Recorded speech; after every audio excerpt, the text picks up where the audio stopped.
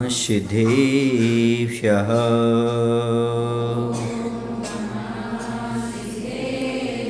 ॐ नमः सिद्धेभ्यः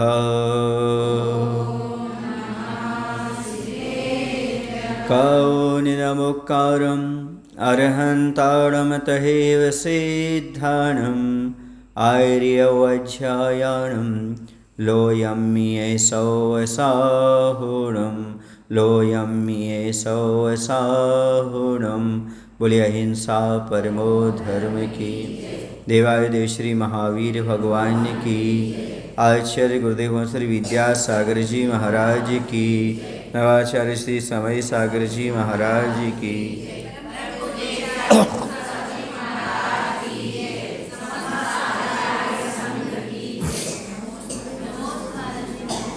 जब कभी हम धन दौलत परिग्रह की ओर ध्यान देते हैं तब मालूम पड़ता है धन दौलत परिग्रह परतंत्र है और जो इसके साथ रहता है वो ही परतंत्र है। कभी भी परिग्रही व्यक्ति स्वतंत्रता का अनुभव नहीं कर सकता। जब जब परिग्रह है तब तक परतंत्रता का अनुभव होता ही रहता है। अपूर्ण रखने वाला, परतंत्र रखने वाला, अभाव में जिंदगी जीने वाला, देने वाला यदि कोई है तो वो परिग्रह है। परिग्रही व्यक्ति स्वतंत्रता का अनुभव नहीं करता। जो परिग्रह का त्याग कर देते हैं वही हमेशा स्वतंत्रता का अनुभव कर सकते हैं। विदुर समझाते हैं युधिष्ठिर के लिए, देखो युद्ध चल रहा है और तुम आकुल व्याकुल हो रहे हो, एक मिनट भी शांति से नहीं बैठते हो, यहाँ भागते वहाँ भागते। जैसे संजय के माध्यम से मालूम पड़ता है युद्ध में ये मारा गया, ऐसा हुआ वैसा हुआ, वैसे वह धृतराष्ट्र क्या करता है, आकुल व्याकुल होता रहता है। और विदुर उसे समझाते हैं कि देखो भाई, हे राजन, क्या कर रहे हो, ये अभी युद्ध रोक दो, ऐसी महत्वाकांक्षा क्या, ऐसा परिग्रह किस काम का, परिवार को तोड़ दे, है ना, कुल वंश का नाश कर दे, ऐसे परिग्रह से बचो। वह स्वयं पराधीन है, आपको पराधीन कर रहा है। बार बार विदुर समझाते हैं लेकिन धृतराष्ट्र नहीं समझता। तो कहते हैं देखो, अपन ऐसे महलों में रह कर के भी, सारी सुख सुविधा के बीच में रह कर के भी और राज्य को पाकर भी तड़फ रहे हैं। धन्य वो परिग्रह के त्यागी मुनि जो जंगल में एकांत में बैठ कर के आनंद का अनुभव कर रहे हैं। क्या रखा है इस परिग्रह में, क्या रखा है इस सब धन दौलत को जोड़ने से हम स्वयं बंध जाते हैं। कोई ही व्यक्ति जब कहीं पैसा लेकर के बाहर जाता है तो डर बना रहता, भय बना रहता है, वह उसकी रक्षा में लगा रहता है। लगता है कि ये धन दौलत हमारी रक्षा करेगी, नहीं, 24 घंटे निगरानी, सो नहीं पाता। जब तक पैसा साथ में है, मंजिल तक नहीं पहुंच जाता, जब तक निश्चिंत नहीं रहता, वही भी बंधा रहता है, परतंत्र रहता है। कहने में आता है कि एक व्यक्ति रस्सी से गाय को बांध करके ले जा रहा है ना, गाय बंधी है कि आदमी बंधा है। देखने में आता है कि गाय के गले में रस्सी बंधी है, लेकिन रस्सी किसके हाथ में, आदमी के हाथ में। आदमी तो बंधा है ना, रस्सी को छोड़ के जा सकता क्या, रस्सी को छोड़ेगा तो गाय भाग जाएगी। तो लगता है कि गाय बंधी है, बंधा तो आदमी है। इसलिए लगता है कि परिग्रह हमारी सेवा कर रहा है, वास्तव परिग्रह की आप सेवा कर रहे हैं। जो ये समझ जाता है वह परिग्रह को छोड़ करके आत्म कल्याण में प्रवृत्त हो जाता है। वह समझता है परिग्रह में कुछ नहीं रखा, ये सब बंधन का कारण है, बांधने वाला है। जितना परिग्रह बढ़ेगा उतना बनते चले जाओगे, समझ गए ना। चाहे वो चेतन परिग्रह हो चाहे अचेतन परिग्रह हो, चाहे सोना हो चाहे सोना बेटा हो, समझ गए ना। बंधोगे तो दुखी उठाओगे, है ना। क्यों, कारण ये है कि जो उससे बंध जाता है नियम से, कहीं ना कहीं उसको स्वतंत्रता का अनुभव महसूस होता ही है। जिस परिवार में आप रहते हो उस परिवार में जब आपके बच्चे थे तब अलग था, अब नाती पोता हो गए तो, बच्चों के बच्चे हो गए तो और बनते चले जा रहे हैं और पराधीनता होती चली जा रही है। कभी स्वतंत्रता का अनुभव नहीं होता। जितना परिग्रह बढ़ता है चेतन अचेतन, उतना पराधीन और होते चले जाते हैं। ये नियम है। परिवार इसी का नाम है। परि आसमंतात बारह इति परिवारा, जहाँ आत्मा पर चारों ओर से मोह का प्रहार हो, आक्रमण हो, उसका नाम क्या है? परिवार है। समझ रहे ना? चारों तरफ से आपकी आत्मा पर मोह का प्रहार हो रहा है। पहले बच्चों का मोह था, अब बच्चों का मोह हो गया, क्योंकि मूलधन से ब्याज ज़्यादा प्यारा होता है। समझ गए ना?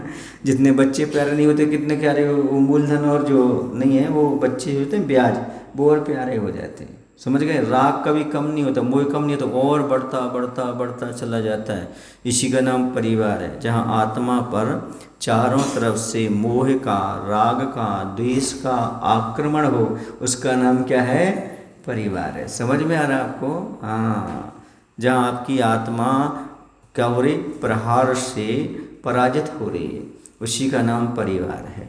पूर्ण रूप से आपके परिवार पर कहीं ना कहीं से राग द्वेष मोह आपको आ रहा है। 24 घंटे लगा हुआ है, एक क्षण नहीं, एक क्षण विराम होता हो ऐसा नहीं, सोते हुए भी चलता रहता है। तो कोई वही स्वप्न, वही विकल्प, वही चीज़, सारी की सारी चीज़ें रहती हैं, और पूरा का पूरा मोह का आक्रमण होता रहता है।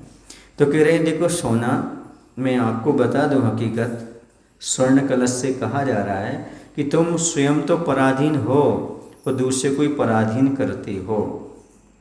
तुम्हें देखने मात्र से बंधन से साक्षात्कार होता है। बंधनबद्ध बंधक भी हो तुम 100 और पर के लिए। आप तो स्वयं बंधन में बंधे और दूसरे कोई बंधन में बांधते हो। जैसे एक पापा करता है, पापा क्या करता है? स्वयं तो संसार में फंसा है और बच्चों को संसार में फंसाता जाता है। स्वयं तो बंधन में है ही, शादी के बंधन में, घर गृहस्थी के बंधन में, और बच्चों को भी उसी बंधन में फंसाता चला जाता है। क्यों? और कोई रास्ता नहीं है। जब तक बच्चे को बैराग नहीं आएगा तो कहाँ भगाएगा? तुम भी फंसो, हम भी फंसो। समझ गए? स्वयं तो पिंजरे में बंद है और दूसरे को भी पिंजरे में बंद कर, जानता है कि मैंने शादी विवाह किया है, कहीं सुख नहीं है, नाम मात्र भी नहीं। हर 2 दिन में तो लड़ाई होती है, विकल्प होते हैं, क्या क्या नहीं होते घर, बोलो ना भाई। होते हैं, क्योंकि कहीं ना कहीं तो कमी रहती ही है। समझ रहे ना? आप महिलाओं से कह रहे हैं, एक महिला यदि 4 महिलाओं के बीच में बताएगी कि हमारे पति में ये कमी है ना, वो हमारी बात नहीं मानते, 4 महिलाएं 4 और बताएंगी, हाँ हमारे भी तो ऐसे हैं, हमारे भी तो ऐसे हैं, हमारे भी तो ऐसे हैं। समझ में आ रहा है ना? एक बार तुम करके देख लो किसी के बीच में, वो सब अपने अपने बताने लगेंगे, हाँ वो भी नहीं सुनते, वो भी ऐसा नहीं करते। वो एक भी आदमी आपको ऐसा मिल जाए, एक भी महिला ऐसी मिल जाए जो ये ना कहे हमारे पति से कोई शिकायत नहीं है, संभव नहीं है आज के ज़माने में। कहीं ना कहीं तो विकल्प पैदा करते रहते हैं। तो जैसे पत्नी को विकल्प, ऐसे पति को ही विकल्प। समझ गए ना? ऐसा में यदि कोई एक पति बोले 4 लोगों के बीच, हमारी पत्नी तो भैया बहुत ओवरटेक करती है, हम कुछ बोलते हो ऐसा बोलते हो ऐसा बोलते, अरे भैया तुम्हारी तो ठीक है, हमारी तो और ज़्यादा बोलती है, वैसा कहने लगेगा। समझ में आ रहा है आपको? कहीं ना कहीं बताएगा। एक पुरुष बोलता है, चुटकुला है, समझ जाओ, बोले हमारी पत्नी ऐसी है, कोई भी आप एक विषय दे दो 10-5 मिनट बोल लेती हो किसी विषय पर, तो दूसरा बोलता है हमारी पत्नी तो बिना विषय के 1-1 घंटा बोलती है। समझ गए? कोई विषय ही नहीं उसके पास, बोलना बोलना बोलना बोलना। समझ में आ रहा है ना? इसका मायने समझे, कंट्रोल होना चाहिए, है ना? नारी तभी शोभा को प्राप्त होती है जब वाणी पर कंट्रोल होता है। जितना कम नारी बोलती है उतना अधिक सम्मानित होती है, सम्मान को प्राप्त करती है। इसलिए कम बोलने से बहुत सारे काम हो जाते हैं और सम्मान भी अपना बना रहता है। तो मैं ये कह रहा था, परिवार में पराधीनता के अलावा और कुछ भी नहीं है ना? पराधीनता है, बंधन है।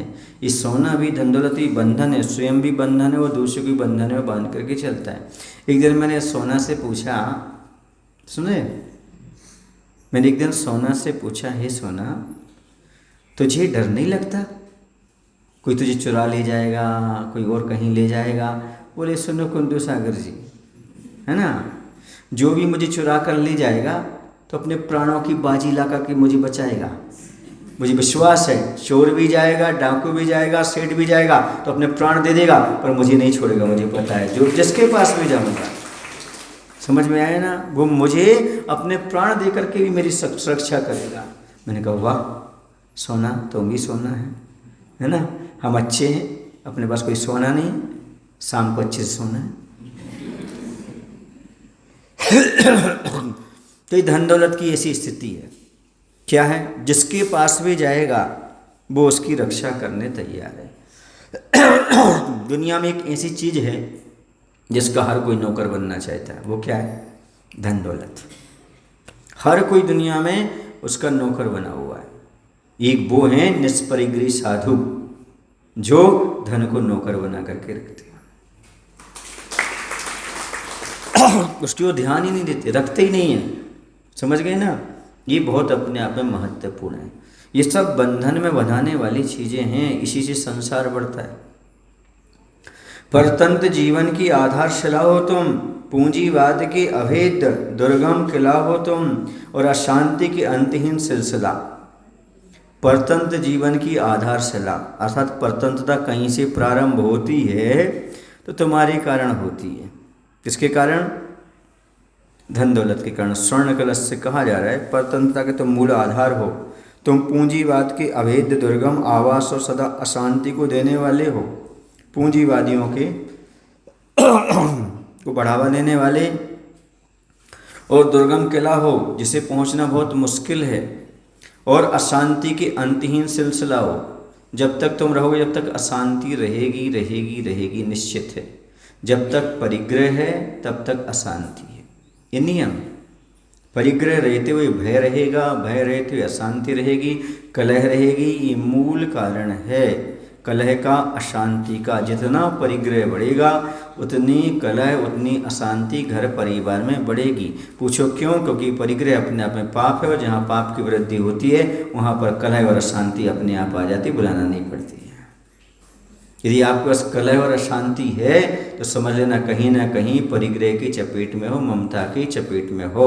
और जो व्यक्ति निष्परिग्रही हैं, जिनके पास परिग्रह नहीं है, वो कभी अशांत नहीं होते, हमेशा शांति का अनुभव करते रहते हैं। क्यों? दीपावली आ गई क्या? कंजूसो, अशांति क्यों है ये सोचा आप? बस इसका कारण है धन दौलत परिग्रह। दुनिया में युद्ध क्यों चल रहे हैं, लड़ाई झगड़े क्यों चल रहे हैं? राज्य साम्राज्य के लिए, धन दौलत के लिए। सिकंदर विश्व विजेता क्यों बनना चाहता था? वही भूख थी उसके लिए, लेकिन भूखा चला गया, कुछ भी नहीं मिला उसके लिए, चला गया। इसके कारण, इसलिए अभी भी चेत जाओ, ये सब अशांति के कारण। जितना परिग्रह उतनी अशांति, जितना कम परिग्रह उतनी शांति बढ़ती जाती है। वो जो परिग्रह से पूर्ण रहित हैं वो हमेशा शांति का अनुभव कर रहे हैं। देखो ना, समाज में कलह कब पैदा होती? जब पैसा इकट्ठा होता है। पैसा इकट्ठा होगा, वो कहाँ जाएगा, यहाँ जाएगा, कौन रखेगा, कैसा होगा, किस रूप में होगा, कलह पैदा शुरू हो जाती है। होती नहीं होती? हाँ, इसी कलह और शांति कारण परिग्रह ही है। इसलिए इसको सही ठिकाने लगा देना चाहिए। जैसा आता है वैसे उसे ठिकाने लगाते जाओ। सुन रहे ना? आगे जो पूर्वजों ने हमें चीज़ दी है उसकी प्रोग्रेस करते जाओ, उसका जीर्णोद्धार करते जाओ, यही सबसे अच्छा तरीका है। उसे रखोगे तो कहीं ना कहीं से वाद विवाद पैदा होंगे, और कुछ नहीं है। संस्थाओं में लड़ाई इसी चीज़ की है।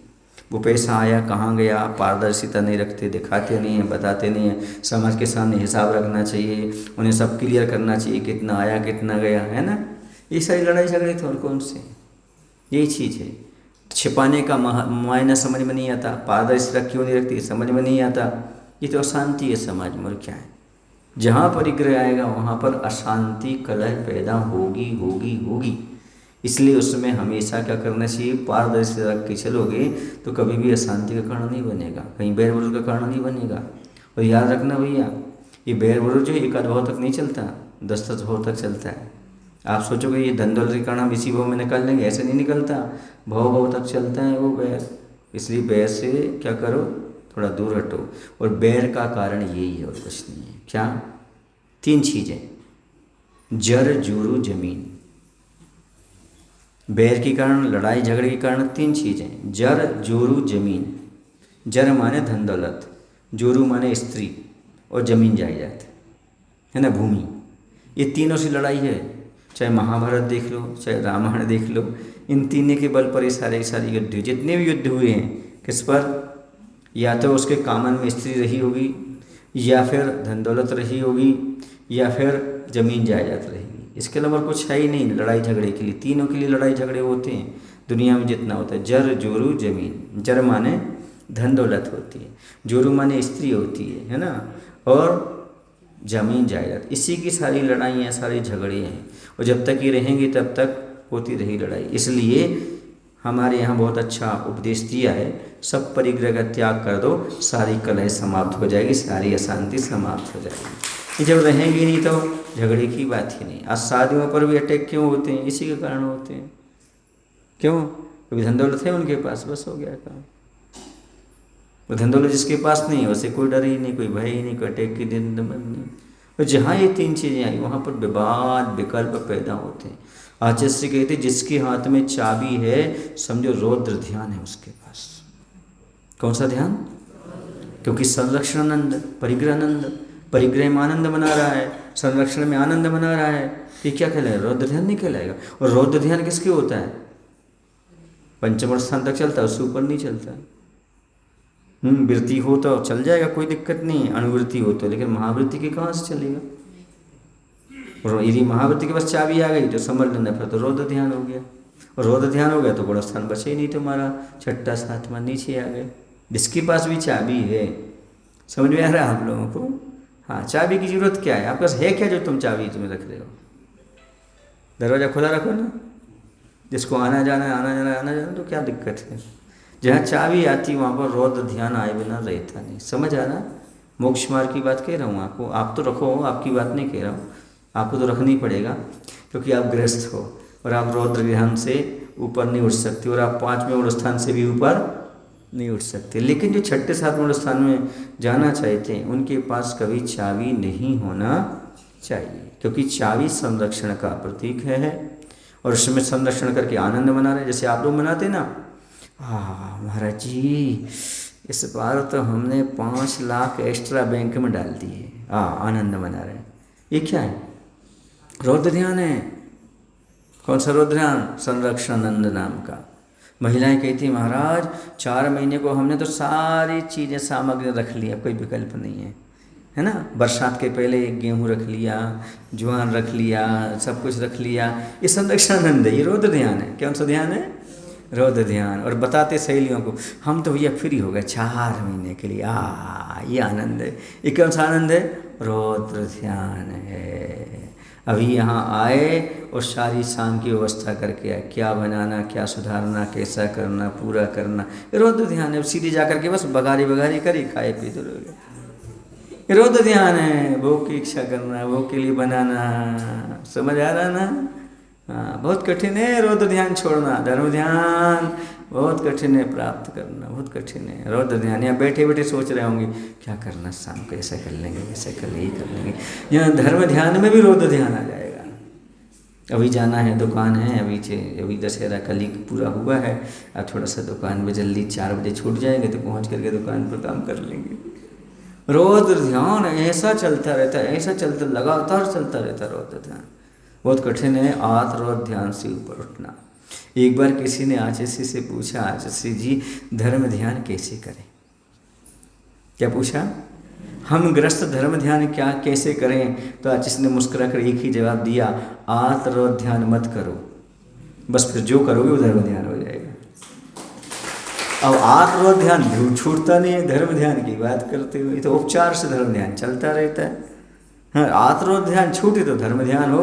अब आत्मरौद्र ध्यान छोड़ना नहीं चाहते हो और धर्म ध्यान करना चाहते हो तो कैसे मिलेगा, है ना। इसलिए आप लोगों के पास 2 ही धर्म ध्यान बताए सम्यक दृष्टि साधक के पास, आज्ञा विचय और अपाय विचय। भगवान की ऐसी आज्ञा है, उस आज्ञा को स्वीकार कर लो बस। भगवान ने ऐसा ऐसा कहा है, बस उसको श्रद्धा में रख लो। और हमारे दुख कब दूर हों, हमारे परिवार के दुख कब दूर हों, बस इतना ही चिंतन कर लो। इसके आगे तो ऊपर उठ ही नहीं पाते हो। बोलो सही है ना? आगे बचे अपाय बचे, बाकी तो ऊपर उठने की है ही नहीं आपके पास सीमा। क्या कर सकते हो? क्यों? इतना आत्मरौद्र ध्यान है, 24 घंटे उसी में लगे रहते हो। ये आ गया तो ये नहीं आना था, ये नहीं आया, कितने परेशान हो रहे। अभी तक शाम को नहीं आया भोजन करने, क्या करें, कैसे करें? अभी तक ग्राहक नहीं आया, अरे कैसी ये कैसे करें हे भगवान, कितना पानी गिर रहा है, कब जाए कब जाए। चल रहा है अनिष्ट संयोग, इष्ट वियोग, पीड़ा चिंतन, निदान बंद, आगामी ऐसा करेंगे ऐसे चल रहा है पूरा का पूरा। क्या कौन रोक रहा आत्म ध्यान से? ये पूरा लगातार चलता रहता आत्म ध्यान।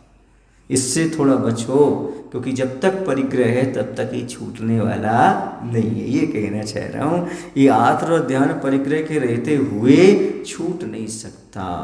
समझ में आया ना? जात वैर है किसका? धर्म ध्यान का और इन सब का, परिग्रह का। कैसे जात वैर है हमारा? जैसे बिल्ली और चूहा, समझ रहे आप लोग की नहीं? ऐसी इनकी दशा है। जहाँ बिल्ली है वहाँ चूहा आ सकता है क्या? हैं? और जहाँ आपके यहाँ परिग्रह वहाँ शांति आ सकती है क्या? संभव ही नहीं है। जैसे आई वैसी छपट लेगा, समाप्त तुम्हारी शांति। यहाँ प्रवचन सुन के अच्छे से जाओगे, घर जाओगे, कोई ना कोई बात ऐसी हो जाएगी कि पूरा धर्म ध्यान गया काम से। बोलो गलत कह रहे हैं? किसी ने कुछ बोल दिया, हो गया काम, ऐसा चलता रहता है। ये है, इसलिए परिग्रह पूरा परतंत्र बनाकर रखता है, शांति का कारण है। हे स्वर्ण कलश, एक बार तो मेरा कहना मानो, कृतज्ञ बनो इस जीवन में, माँ माटी को अमाप मान दो, मात्र माँ माँ नाम लो अब, पायस का साहस इसके आगे नहीं होता देख, इसके आगे नहीं होता देख। यह लेखनी कुछ और कहने को उद्यमशीला होती एक ही। अब देखिए, इतना सब कहने के बाद वह जो कलश है, स्वर्ण कलश से इतना उसने कह दिया। क्या कह दिया? सुनो। तो उसने कहा कि देखो भाई, हे स्वर्ण कलश, एक बार तो मेरी बात मान लो और माँ माटी के उपकारों को समझो, क्योंकि तुम मिट्टी से उत्पन्न हुए हो, इसलिए तुम्हारी वो माँ है। उसके उपकार का बदला चुकाने का मन बनाओ। माँ माटी को अमाप मान सम्मान दो, अर्थात जिसकी कोई सीमा ना हो, ऐसा उसको सम्मान दो। और मात्र माँ ही माँ नाम लो। ऐसा किसने कहा? उसने मिट्टी के कुंभ ने, है ना? किसको कहा? नहीं, मिट्टी के कुंभ में भरे हुए पानी ने कहा है। किसने कहा है? पानी ने कहा है। अब वो तो चुप हो गया। अब इतना कहने के बाद जल का साहस, इससे आगे कुछ नहीं हुआ। पायस माने होता जल, पायस माने जल। जल का साहस, इससे आगे कुछ नहीं कहने का हुआ। देख करके लेखनी स्वयं कुछ कहने को लिए अब उद्यमशील होती है। वो क्या कहती है? हे स्वर्ण कलश, गुणियों का गुणगान करना तो दूर, निर्दोषों को सदोष बनाकर बताकर अपने दोषों को छुपाना चाहते हो तुम। बहुत अच्छी बात है। इस संसारी प्राणी की दशा का चित्रण किया है। ये मात्र स्वर्ण कलश और मात्र पानी की चर्चा, लेखनी की चर्चा नहीं है, ये आप लोगों के सबकी चर्चा है। क्या करता है आदमी? कुछ दोष करता है तो अपने दोष छिपाने के लिए दूसरों के दोषों को बताने लगता है। यदि किसी से अपन कहो भाई ऐसा मत करो, वो भी तो कर रहे हैं, वो भी तो कर रहे हैं। किसी बच्चे से कहना बेटा ऐसा नहीं कर रहा, नहीं वो हमारा बड़ा भाई तो करता है, हमारा छोटा भाई तो करता है, ऐसा तो करता है, उन्होंने भी तो किया है। समाज में यदि एक व्यक्ति गलत करता है, उसको समझाओ तो वो दूसरे को कहता है वो भी तो कर रहा है, वो भी तो कर रहा है, वो भी तो कर रहा है। कहने का तात्पर्य क्या हुआ? अपने दोष को छिपाने के लिए दोषों को खाड़ना। इससे क्या होगा? इससे क्या अपना कल्याण हो जाएगा? सफाई हो जाएगी क्या? हाँ, अपने दोष दूर हो जाएंगे क्या? नहीं, ये गलत तरीका है। गुणियों का गुणगान करना आजकल दूर हो गया। निर्दोषों को दोष और लगा रहे। जो निर्दोष हैं उनको दोष लगाने का लोग काम और करते हैं, गुणियों का गुणगान तो नहीं करते। किस लिए करते हैं? किस लिए दोष लगाते हैं? ताकि हमारे जो दोष हैं वो छिप जाएं। ऐसा यानी दूसरे को नीचे गिराने का अर्थ है अपने को ऊपर उठाना। ऐसा होता है क्या कहीं? दूसरे को नीचे गिराने से आप ऊपर उठ जाओगे? नहीं, कभी नहीं उठ सकते। ऐसे ही निर्दोषों को दोष लगाने से तुम अपने दोष मत छिपाओ। तुम्हारे दोस्त तो दोषी हैं और दोष के कोष हो, इसलिए समझो निर्दोषियों को कभी दोष नहीं लगाना, गुणियों का गुणगान करना। मैं बहुत जगह ये उपदेश देकर आता हूँ और ये बताता हूँ, भले तुम गुणवानों की प्रशंसा न कर सको तो कोई बात नहीं, पर गुणवानों की कभी निंदा नहीं करेंगे। ये नियम ले लो, तुम्हारे जीवन में अभी से गुण आना प्रारंभ हो जाएंगे। तो प्रशंसा नहीं कर सकते कोई बात नहीं, पर निंदा नहीं करेंगे, ये संकल्प ले लो आप। मैं निंदा नहीं करूँगा।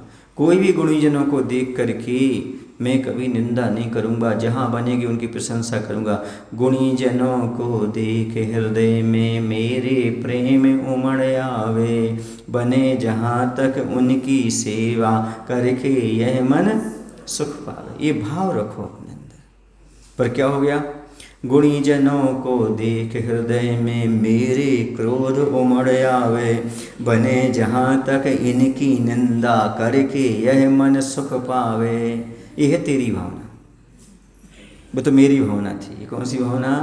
तेरी भावना। क्या है? गुणी जनों को देख हृदय में। समाज में हमसे कोई गुणवान आ गया, फिर देखो आप, गुणी जनों को देख हृदय मेरे क्रोध उमड़ आवे, बने जहाँ तक इसकी निंदा करके यह मन सुख पावे।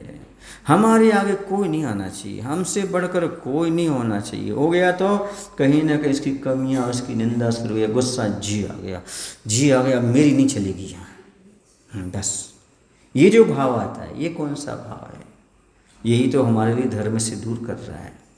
यही तो हमें वास्तविकता से परिचय नहीं करना दे रहा है। हम दूसरों को आगे नहीं बढ़ने देते। कोई आगे बढ़ता तो पीछे। क्यों? क्योंकि हम चाहते हमसे आगे कोई ना आए, है ना। पर याद रखो, यदि आप किसी को आगे बढ़ाने में सहयोगी होते हो तो एक बात रखना, आप बहुत बड़े हो। जो क्योंकि तुम सामने वाले को आगे बढ़ा रहे हो तो आप और वृद्धि को प्राप्त होते हो, दूसरों की नज़रों में आप अच्छे माने जाते हो। और यदि किसी को नहीं बढ़ने देते हो, आप अपनी नज़रों में तो बड़े लग रहे हो, पर दूसरा वक्त अब ये तो किसी को आगे बढ़ने नहीं देता, तो ऐसा कोई कहेगा तो आप बढ़ रहे हो कि नीचे गिर रहे हो। भैया ये तो दूसरे को ऊपर उठाता है, आगे बढ़ाता है, तो आपको सम्मान मिलेगा कि अपमान मिलेगा? बोलो। यदि आप किसी को ऊपर उठाने का भाव रखते हो और उसको आगे प्रोत्साहन करते हो तो आपकी तारीफ करेगा कि बुराई करेगा? तारीफ। और आप आगे आकर किसी को आगे नहीं आने देते तो क्या होगा? बुराई करेगा। तो ये बताओ, आगे कौन बढ़ रहा है, वो कि तुम? आगे कौन बढ़ने वाला है? जो दूसरे को आगे नहीं बढ़ने देता वो कभी आगे नहीं बढ़ता। जो दूसरे को आगे बढ़ने की प्रेरणा देता है वही चल करके आगे बढ़ता है।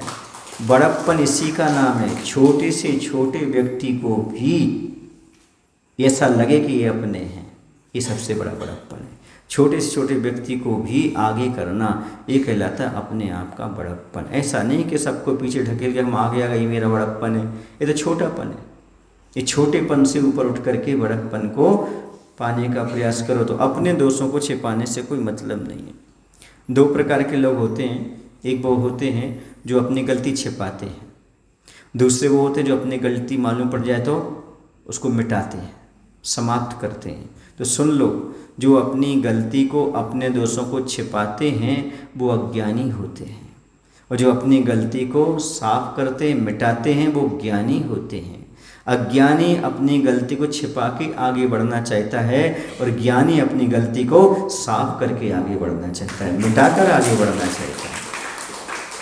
आप उनमें से कौन हैं? अपना परिचय स्वयं आप ले सकते हो। अपनी गलती को मिटा करके आगे बढ़ना है कि अपनी गलती को छिपा करके आगे बढ़ना है? छिपा करके आगे बढ़ोगे अपनी गलती को तो उन्नति नहीं कर पाओगे, अज्ञानी माने जाओगे। और अपनी गलती को मिटाकर आगे बढ़ोगे तो ज्ञानी माने जाओगे, उन्नति प्राप्त करोगे। तो अपनी गलती को छिपाना नहीं। आदमी को छिपाता है दूसरे की आड़ लेकर के, वो भी तो ऐसा कर रहा है, वो भी तो ऐसा कर रहा है। अब बच्चों से पूछो, बच्चे तो लोग पढ़ाई नहीं करते, मोबाइल चलाते। हाँ, उनकी मम्मी कुछ नहीं कहती, वो भी तो चलाता है ना। ऐसा होता है नहीं? उनके यहाँ ऐसा होता है, उनके यहाँ ऐसा होता है, ये कह करके अपने दोषों को ढकने का प्रयास कर रहे हो। अपने दोषों को ढकने का अर्थ है अपनी प्रगति पर पर्दा डालना, अपनी उन्नति में रुकावट पैदा करना। और अपने दोषों को देख करके साफ करने का अर्थ है कि आप अपने ऊपर निगरानी रख रहे हो, आप सतर्क हो, अपनी गलती को दूर कर रहे हो। क्योंकि गलती हमारे लिए बाधक है, अपने बाधक तत्वों को दूर करके आगे बढ़ते चले जा रहे हैं। तो ध्यान रखना, गुणियों का गुणगान नहीं कर सको तो कभी निर्दोषों की निंदा नहीं करना चाहिए। संत पर आक्रोश व्यक्त करना, समता का उपहास करना, सेठ का अपमान करना आदि आदि ये सब अक्षम अपराध हैं तुम्हारे, तथापि उन्हें गौण कर मात्र तुम्हारे सम्मुख माटी की महिमा ही नहीं रखती हूँ।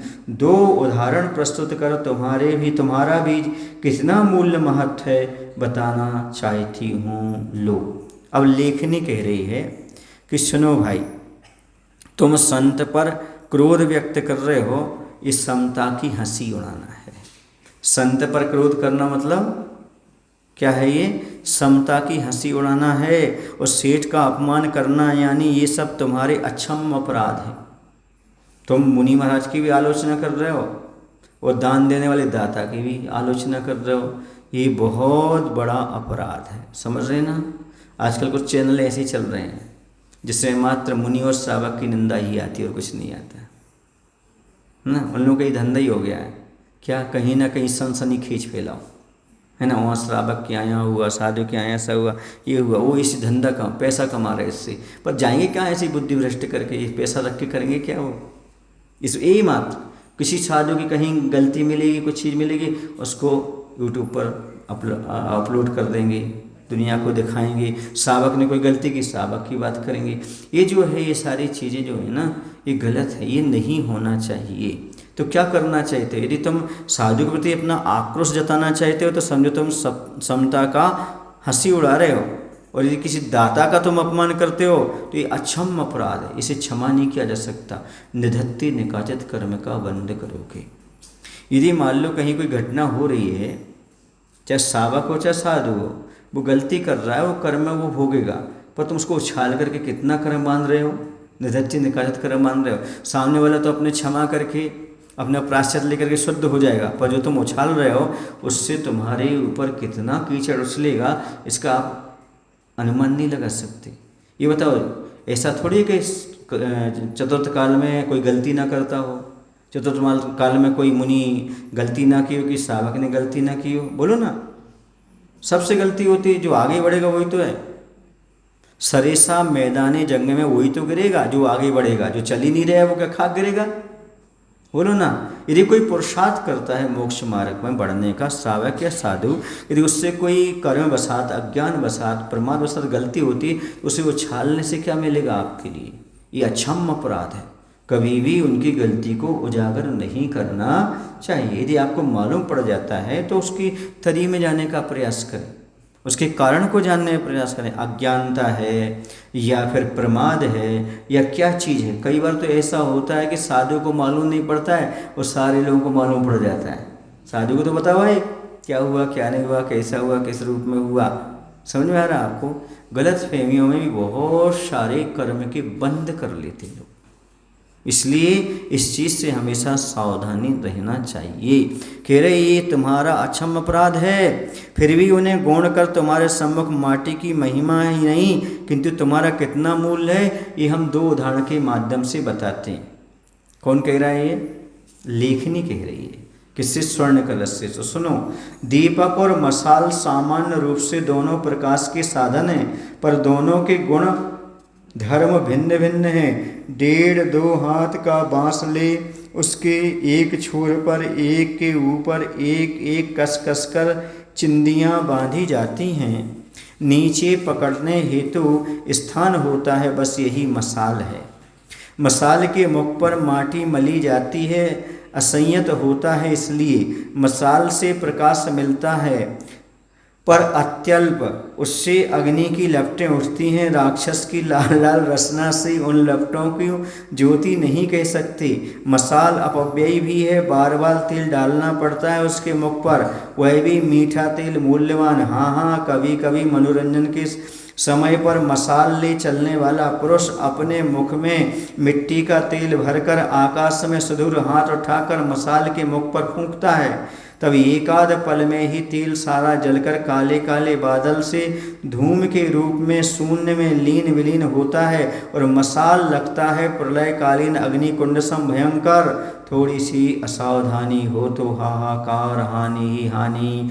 फूंक मारने से मसाल बुझ नहीं सकता, बुझाने वाले का जीवन ही बुझ सकता है। कोई साधक साधना के समय मसाल को देखते देखते ध्यान धारणा साध नहीं सकता। इसमें मसाल की अस्थिरता ही कारण है। ध्येय यदि चंचल होगा तो कुशल ध्याता का शांत मन भी चंचल हो उठेगा ही। और भी ऐसे कई दुर्गुण हैं मसाल के, मिसाल कितनी दूं, यूं कहे दूसरे उदाहरण की ओर मुड़ती है लेखनी। एक मसाल होती है, बताया जा रहा है मिट्टी की महिमा जो है वह मिट्टी जो है वह दीपक के समान है। और जो स्वर्ण कलश है, स्वर्ण जो है वह मसाल के समान है। मसाल वो होती है जब कोई खुले में कार्यक्रम होते हैं तो एक लकड़ी रहती है, लकड़ी ऊपर मिट्टी रहती है, उसके ऊपर क्या करते हैं, कपड़े पर कपड़े लपेटते जाते हैं, उसमें तेल डालते हैं, उसमें आग लगाते हैं, है ना।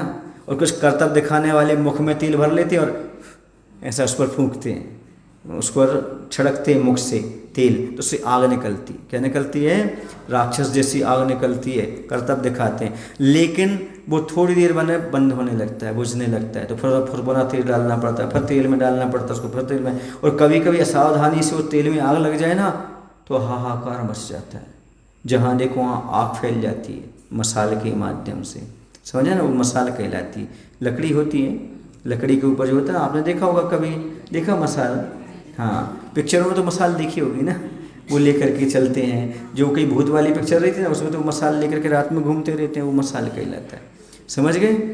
तो मसाल लेकर के चलते हैं, तो इसके माध्यम से क्या होता है, थोड़ी सी असावधानी हो जाए तो घर भी जल जाता है, आदमी भी स्वयं जल जाता है, परिसर भी क्षुब्ध हो जाता है। और कह रहे इसके साथ साथ क्या है, यदि कोई व्यक्ति उसको सामने रखकर साधना करना चाहे तो कैसे कर सकता है, जलती ही मसाल से, उसकी लौ से, क्योंकि लौ चंचल होती है, तो साधक भी उसका ध्यान नहीं कर सकता, समझ गए।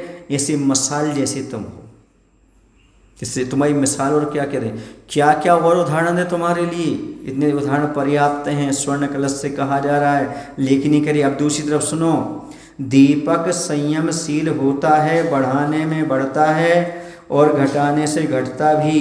अल्प मूल्य वाले मिट्टी के तेल से पूरा भरा दीपक ही अपनी गति से चलता है, तिल तिल होकर जलता है, एक साथ तेल को नहीं खाता। आदर्शग्रस्त सम्मित वही है दीपक।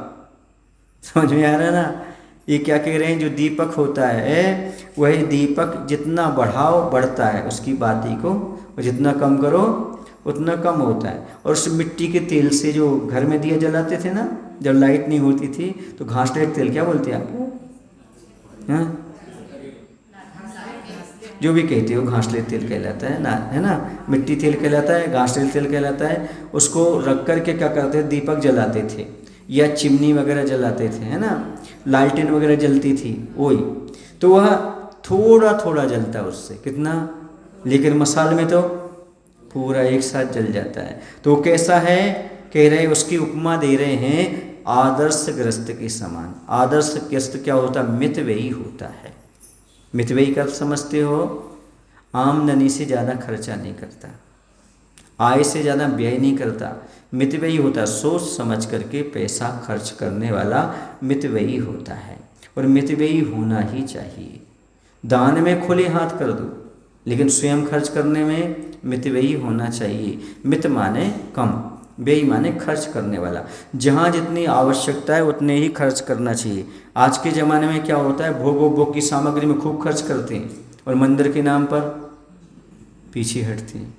यदि किसी घर में शादी हुआ हो तो लाखों रुपए के फटाके चल जाएंगे, बेकार की चीज़ें आ जाएंगी, राग मंच माला सब कुछ हो जाएगा।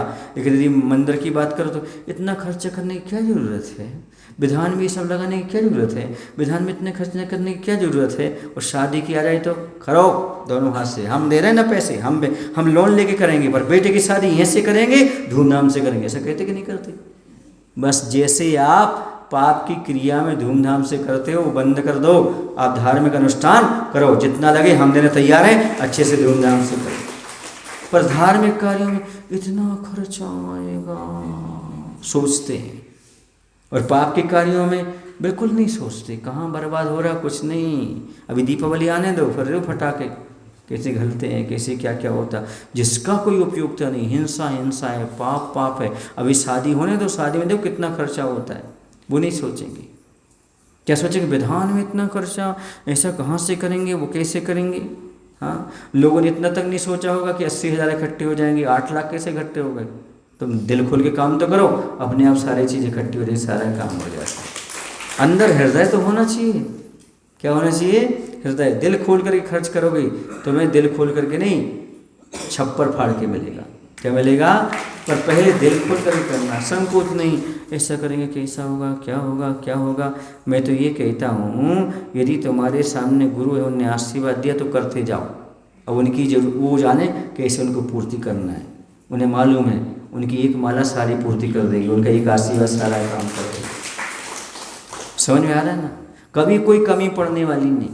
पर क्या करते हैं लोग, अरे भैया देखो अभी वो लोपी हुई 16 दिन की, अभी फिर एक विधान करेंगे, अब ऐसा करेंगे, वहाँ भी दान दिया, यहाँ भी दान दिया, वहाँ भी समय दिया, यहाँ भी समय दिया।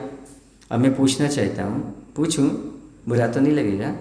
जो लोग ये कहते हैं कि 3-3 बार साल में समाज में विधान होते हैं, तो हम कहाँ तक बैठें, कहाँ तक खर्चा करें, उनसे पूछना चाहता हूँ, आप साल में कितनी शादियाँ अटेंड करते हो? उस समय नहीं सोचा आपने?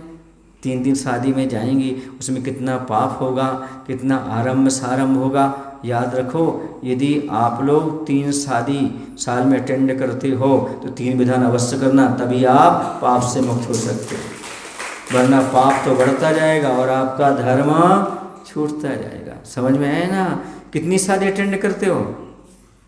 महाराज जी 10 हो जाती होंगी, बोलो ना, छोटी बड़ी सब, गांव की, बाहर की, रिश्तेदार की हो जाती कि नहीं हो जाती? तो ये सारी अनुमोदना कर रहे हो तुम, जहाँ पर जो भी पाप होगा सबके अनुमोदना आप कर रहे हो, आप वहाँ अटेंडेंस लगाने जा रहे हो। तो ध्यान रखो, जितने साल में शादियाँ करते हो अटेंड, खुद की नहीं, खुद की तो एक ही होती होगी, तो जितनी भी आप साल भर में जितनी भी शादी अटेंड करते हो, मनोरंजन के कार्यक्रम अटेंड करते हो, उतने आपको धार्मिक विधान अनुष्ठान में अटेंडेंस देना चाहिए, तभी आपका बैलेंस बनेगा। कंजूसो ये मत सोचना इसमें समय क्यों दे, इसमें समय क्यों दे, इसमें समय क्यों नहीं, इसमें पैसा क्यों खर्च करें, इसमें पैसा करें, उस समय नहीं सोचते, इंतजार करते हो वो हमारी उसकी शादी होना ना महाराज जी, हम ये शायद ये तैयारी कर लिया, हमने ये तैयारी कर ली, ऐसा कर लिया, वैसा कर लिया। राग रंग के लिए कितने तैयार रहते हो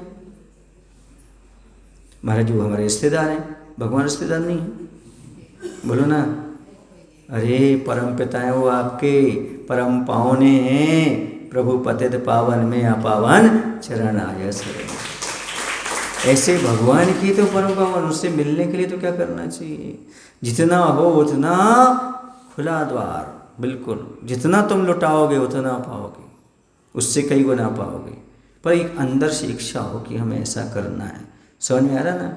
तो गृहस्थ मितव्ययी होता है, यानी संसार की चीज़ों में खर्च सोच समझ के करता है, लेकिन जैसे ही धार्मिक अनुष्ठान आता है तो कंजूसी नहीं करता, दिल खोल करके दान करता है। हम भोगों की सामग्री कम भोगेंगे, ये पैसा बचा करके रखेंगे, लेकिन हम जब कभी दान का प्रसंग आएगा तब हम पीछे हटने वाले नहीं हैं। जहाँ जैसा होगा वैसा मैं दान करता रहूँगा। धार्मिक अनुष्ठान कहीं भी हो, वो धार्मिक अनुष्ठान में अच्छी तरह से करूँगा। समझ में आ रहा है आपको? अपना तन मन धन सब कुछ समय पर करके धार्मिक अनुष्ठान को संपन्न बनाऊंगा, क्योंकि मैं सम्यक दृष्टि हूँ, और सम्यक दृष्टि का कर्तव्य वात्सल्य और प्रभावना। जब सब लोग एक साथ जुड़ेंगे, बैठेंगे, तब वात्सल्य बढ़ेगा, और दान करेंगे, विधान करेंगे तो प्रभावना होगी। हम सम्यक दृष्टि हैं, इसमें हम पीछे हटने वाले नहीं हैं। जो हमारी जरूरत पड़े तो बुला लेना भैया, हम हमेशा खड़े हो गए। अभी आप देखो ना, बहुत सारे लोग जब आए हमारे पास, उन्होंने देखा शिविर लग रहा है, किसी ने कहा बच्चों को हमारी तरफ से प्राइज है, हमारी तरफ से प्राइज। 3 लोग अपने हिसाब से बोल गए। आज देखो सब बच्चों के लिए प्रोत्साहन मिल गया। यदि वो लोग वहाँ से नहीं आते, सुलभ भैया हैं, है ना, पुलकित भैया है, और तुम्हारा सपन भैया हैं, इन सब ने कहा महाराज हमारा कुछ योगदान लगना चाहिए, और धर्म की प्रभावना हो रही है, हमारा भी इसमें कोई सहयोग हो रहा है। ये भाव अपने मन से, उन्हें कहना ना पड़े, प्रेरणा देना पड़े। क्यों भाई? वैभव वहीं खड़ा था, उनसे बोला महाराज जी ये सब हो रहा है, इसमें हम कुछ कर सकते हैं क्या? सोचो आप, ये होते हैं सच्चे सम्यक दृष्टि के भाव। यदि कहीं धार्मिक अनुष्ठान हो रहा है तो मेरा तन मन धन लग जाना चाहिए। जैसे यहाँ के लोगों ने कोई विचार नहीं किया, 10 दिन से चलेगा, हमारी तरफ से नाश्ता होगा, हमारी तरफ से नाश्ता होगा, जिसकी जैसी क्षमता से उसने काम किया, धर्म की प्रभावना सबने सहयोग दिया। इस सब में दृष्टि का कर्तव्य होता है। कुछ देखते ही रह गए, सोचते ही रह गए, सोचते रहो, देखते रहो। जिनने 10 दिन में लाभ ले लिया सब ले लिया। समझ आ रहा था? अब दोबारा मिलने वाला है क्या? हम तो कहते अच्छा मिली, लेकिन मिल जाए कोई ज़रूरी नहीं होता। इतना अच्छा सारे संस्कार सारी चीज़ें, यदि आपका 2-5 हज़ार रुपया खर्च होता है तो समझो ये बहुत बड़ी चीज़ है। युवा पीढ़ी के लिए, बच्चों के लिए जीवन निर्माण की दिशा है। एक बच्चे भी यदि सही धर्म पर आ गए तो आपकी लाखों की संपत्ति कोई काम के लिए उसके सामने। अभी बच्चों के समय देखिए अनुभव सुने उन लोगों ने क्या क्या बताया।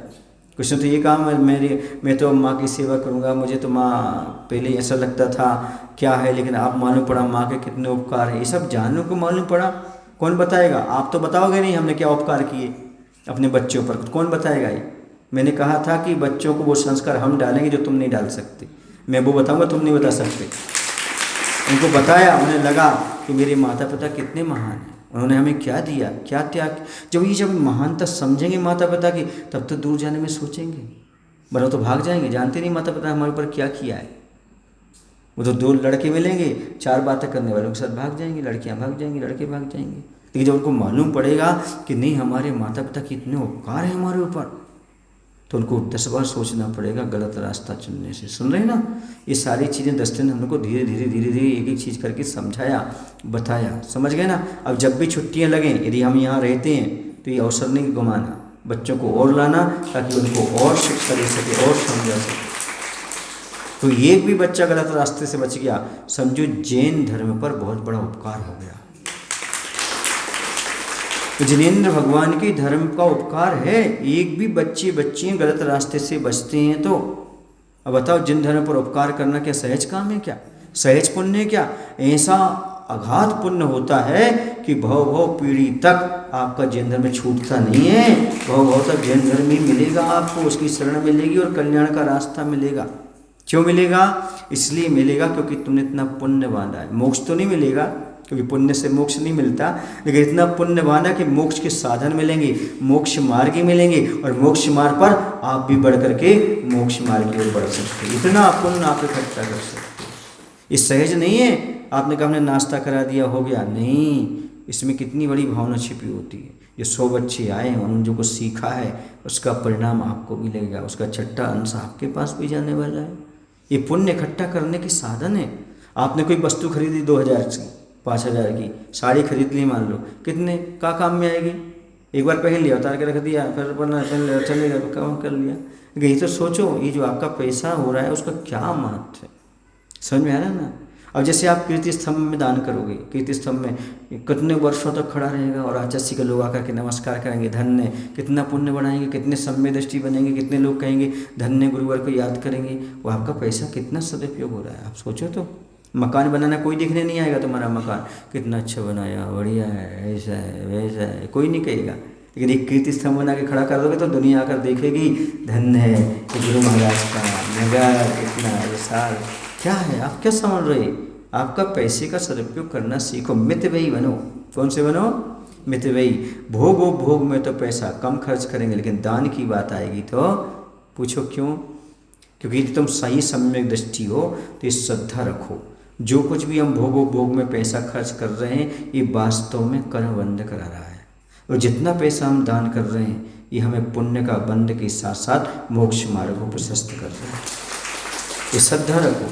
इस भोग में तो हमें मिला ही है, तो कमी नहीं है हमारे लिए भोगने के लिए, हमें बहुत मिला है। अब अगले भोग में भी मिलेगा, कब? जब मैं दान करूँगा। ये अगले भोग की एफडी है आपकी, और भव की एफडी। ऐसा पुण्य मिलेगा, ऐसा कुल मिलेगा, ऐसा धर्म मिलेगा, उस समय भी दान करोगे, वहाँ भी लुटाओगे, और वहाँ भी राजा महाराजा बन करके मिक्ष दान दोगे, चक्रवर्ती बन करके, उसी भाव से मुनि बन करके मोक्ष जाओगे।